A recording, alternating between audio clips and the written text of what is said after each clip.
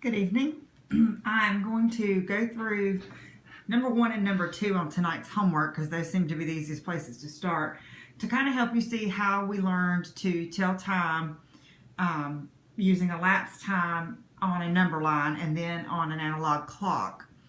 What I need to tell you ahead of time, I did tell the students that the number of times I jump may be different than the number of times that they jump on a number line because they have to choose if they're going to jump in 5-minute increments, if they're going to jump in 10-minute increments, do they want to jump at an hour at a time, how do they want to do it. So they may choose something different than I do. So just because I draw it this way on my number line doesn't mean theirs has to match mine exactly. The only thing that has to match exactly is our start time, our end time, and then the amount of time that passes between the two.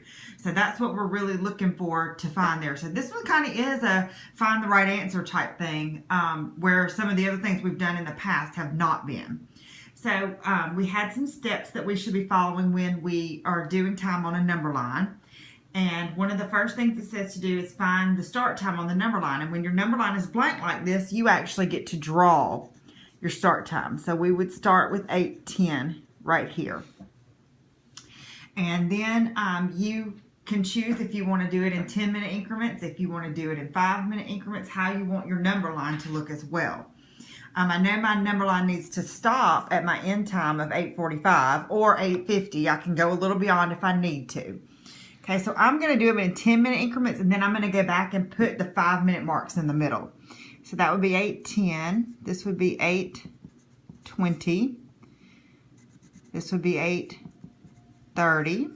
Ooh, be close. This will be 8:40, and this would be, I would say, 8:50 there. And then I'm going to go back and put my 5-minute little increments in between so that I can see those, because I know I'm going to land at a 5 somewhere in the end. So I'm going to jump by 10s until I get to where I can't jump by 10s anymore. And we've talked about doing this. So it says to count on to the end time is step 2. And we can count by 5s or 10s or 1s or 20s. I mean, we went through what all we could jump with on the clock based on what the clock is counted by. And so I'm going to start with a 10. So this is 10. And then I'm going to jump again by 10. And I'm going to jump again by 10. Now, I know this is 8:40 and that my end time is 8:45. So I don't need to jump to 8:50. I need to jump about halfway because 5 would be between my two zeros. So I'm going to jump in a 5 here. Okay. Step 3 was to draw the jumps on the number line and to record the minutes, which we did here. And then finally you add them up. And so you should see your child adding 10 plus 10 plus 10 plus 5 if they did this the same way I did. If not, you'll see them added up by 5s.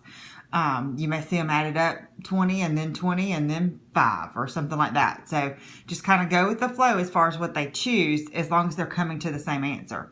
And so when I go to add this up, 10 plus 10 is 20, plus 10 more is 30, plus 5 more is 35, and I get 35 minutes, which needs to be written down here. That's simply all it is. And like I said, they could choose to jump this in 5s, which would be perfectly fine. And they would come up with the same answer. And so it's kind of how they choose. And I've told them that they may not do it the same way I do because I think one way and they think another, and that's okay.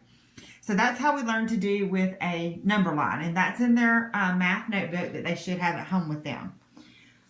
Then today we talked about how to find time on an analog clock, which is what this is. And at the beginning of my blog, I did write that I need for you all to work with them at home on being able to read one of these, because this is where a lot of them struggle, is actually reading this clock right now. They have a hard time with which one is the minute hand, which one is the hour hand, and we need to be using those terms. Those are good vocabulary, academic vocabulary that they can use later. And so they struggle with reading this because they're not sure about the hands. They're not sure about what each one of the numbers stands for when we're talking about minutes. And so if you can practice that at home and not rely on that good old digital clock that gives us everything, because this is a standard they need to learn. So, but when we're doing elapsed time with an analog clock, what I taught them to do is step 1 is to find the start time, which they've put on the clock for us at 6:45. And then we're supposed to count on to the end time. And so what we talked about doing is taking this end time and drawing another minute hand for it. And so our end time is going to be 6:54. And so the hour stays the same. So we don't have to worry about that. But our end time is going to be like right there. Okay. And so once we have that drawn on there, we talked about coloring in the time we're actually going to be using. So we'll be using from the 45 right here all the way up to the 54. And so we colored that in yellow today so that we could see that that's the actual time that has passed when we go from 6:45 to 6:54. The next thing we're going to do is put the counting numbers in that we would use to count up what the time was. And so wherever our beginning time is, we start with 0, okay? And then we count on. So we can jump one time and get 5. And since we're not going all the way to the 11, we won't jump again that far. We're going to jump by ones at this point. So that'll be 6, 7, 8, 9. And so those would all be ones, and we would write 6, 7, 8, and 9. That's tiny, so I know you're having a hard time seeing that. And I understand if they can't get it all in there. And so the actual time that passed here was 9 minutes, and that's what they would write for their answer. This pretty much should be done exactly the same. It should match mine. Because there's really no other way to get to this. We have not started adding and subtracting time, so please don't go into that with your child. Make them count on this. It'll also help them learn that you can only move by 5 from number to number, and it'll help them in reading the clock itself, because they have to think about which one is the hour hand, which one would be the minute hand that I'm going to be working with, and at that time it would give them more opportunity to actually play on this clock a little bit, especially if you don't have one in your house. You should have more. There's several more number line ones to do. There are several more analog clock ones to take care of as well. They don't have to do the coloring, but I would like to see the counting numbers on it so that we can make sure that they're getting to where they need to be properly. So if you'll do that with these, especially so we can see that they're landing where they should, they're figuring out that it's the minute hand they're using, and that they're not having to necessarily use the hour hand at this point.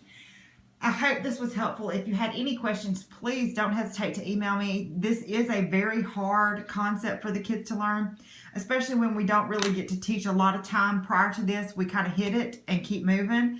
And so we don't spend a lot of time on the clocks themselves, and that's why I'm asking for some of your help at home. And so this tends to be a little bit more difficult. We're going to spend another day on both of these tomorrow. So we'll go over this homework together. We'll do some more in class together, and then their homework tomorrow night will kind of mirror this. So it'll be the same thing again. So you won't see another blog tomorrow night. You can just refer back to this one to help you get to the answers that you'll see for their, homework tomorrow night. Like I said, if you have questions or if there's something particular you're seeing that's going on, if you'll send me an email, I'll be glad to touch on that tomorrow and see if I can't get that fixed, either with your child in particular or with the class as a whole, because it may be that there's something that everybody's doing that's the same. Thank you, and I appreciate your help, and I appreciate your time. Have a good evening.